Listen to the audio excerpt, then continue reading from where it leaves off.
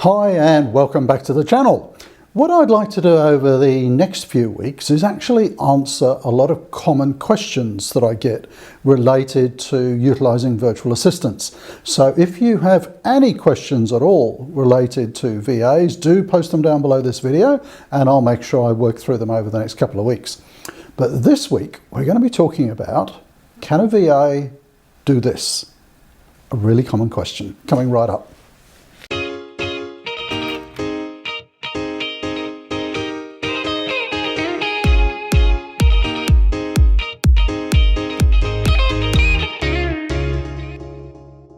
So probably one of the most common questions I get is, can a VA do this, or this, or this, or this?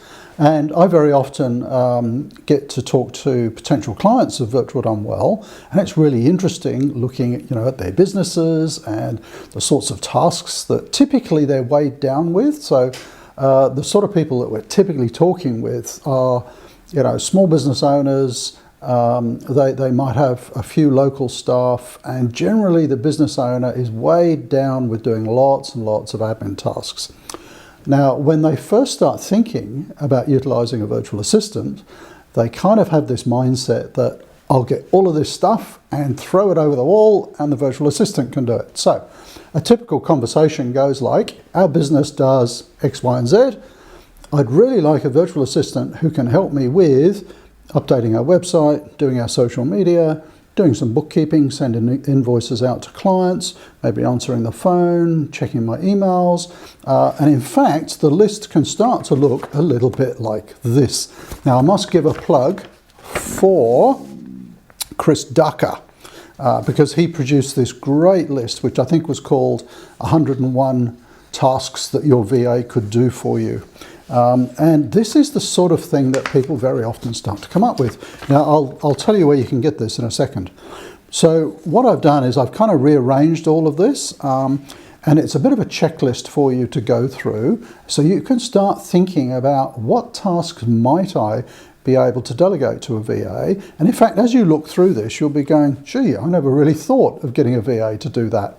And I bet, if you're a small business owner and entrepreneur, you might look at this list and think, heck, I could delegate half of this. I'm doing all this myself. Certainly, I was doing it all myself when I started out in business. So what I'll do is I'll put a link to this checklist. We'll stick it in a link up here where you can go and download that. Is that in the right spot? It's going to be on the top right of your screen, which hopefully is there. So just click on that link and you'll be able to get this tasks checklist. So there's a couple of reasons I want you to have a look at this, because it will open your mind to the sorts of things that you could get a VA to do. But the main point that I want to talk about this week is, you cannot get a VA to do all of those. And why not? Well, let's start having a look at the main categories. So we've got sort of file storage and organization tasks, we've got email management, and then we've got a whole heap of admin and blogging tasks here, creating reports and doing social media. We've got email marketing, we've got SEO, we've got web developer, we've got audio visual editing, we've got graphic design. Now, why do I say you can't get a VA to do all of that? Because these things require very different skills. Some things require very painstaking attention to detail. You want someone who's very process focused. Some you want someone who's really an imaginative and creative and so on.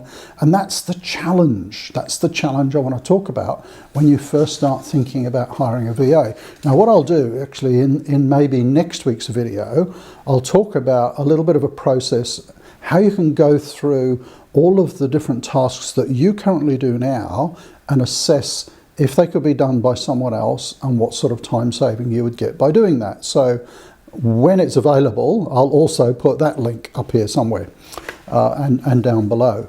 But for now, the main point I want to make is that you cannot get one person to do all this type of stuff. So what you need to think about is, what are some of the most critical tasks? Now, critical is not the right word, because you're the business owner, you're doing the critical tasks. let me choose a different word. What are some of the tasks that would take the biggest load off your shoulders right now, in terms of they're fairly routine, they're not overly complicated, and you could quite easily delegate those to someone else? Those are the tasks that you need to think about delegating, and that, once you see those tasks, that is the type of VA that you ought to be looking for, someone who can do those types of tasks. So what sort of VA did I hire first off? Now look, if you've watched some of these videos, you'll know that I've actually got a team of about 7 VAs just looking after me. So one of my businesses is a VA business.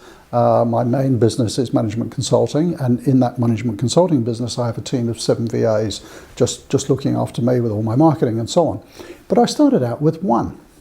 And I'd never had an assistant before, and it was an amazing experience because I really took the time to look at what I could delegate, and I gave time for that assistant, that first one, to learn each kind of new task and come up to speed. And oh, what a weight off my shoulders. It was incredible. You know, so there's a little bit of a tip in there as well. Don't just suddenly dump 20 tasks on your first virtual assistant. You know, feed them slowly over a period of weeks, new tasks and a variety of tasks, and let them come up to speed. In fact, what I might do in one of our future videos is to talk about the attributes of a really good VA. I've had some that were okay. I've had some that were outstanding. So I'll share with you the attributes of those outstanding ones, which will help you understand how that relationship's going to work and what sort of VAs you should be looking to hire. But the main point I wanted to talk about this week was download this check sheet, and we'll put the link up here. Have a look at that and start to think about all of the things that potentially you could delegate to a virtual assistant, and then maybe start grouping them around, you know, creative stuff or process stuff, and that'll help you start to think about what sort of VA you might want to get support from in the initial stages. So, as I mentioned, I started out with 1, I've now got 7. Don't think that you need a huge team of virtual assistants. You don't. It depends very much on your business, the sort of thing that you're doing, the amount of transactions you're doing. What I found though was that not only did utilizing the services of virtual assistants really help me day to day in my core business, it allowed me to start additional businesses. So that's another reason why I have 7. So, you know, I got so into it that, oh, this is amazing, you know, these people can do this and this and this. That'll allow me to, I started 2 education businesses, another consulting business. I'm doing all kinds of stuff now that I couldn't do before that support. So that's actually another key lesson. You might be looking at, you know, lists of things like this, and you might be looking in a future video at the one where I show you how to work out how many hours you can delegate and that kind of stuff. You're thinking about your business right now, and that's really cool, because I reckon a virtual assistant frees you up, if it's your first one, at least 20 hours a week, at least. You'll then start to think, what can I do with those spare 20 hours? And, you know, if you're smart, you're going to spend it on client delivery and you know, finding new clients. You'll get to the point where you're starting to think, okay, I've got the expansion of my current business in hand now. I could start another one. And that's where you can start to build your virtual assistant team to help you with that. But main point, coming back to the original question, can a VA do this and this and this and this? Yes. Not all of that though. That requires different types of people, different skill sets, different experiences, different qualifications. So you need to be very clear at the outset what kind of group of tasks you'd like to give a virtual assistant. So that's the core message from the video this week. Okay, so if you have any questions on that, do pop them down below. I love to get questions on my YouTube channels. It gives me something to respond to that I know is going to be of value to you. So lots of questions are really great.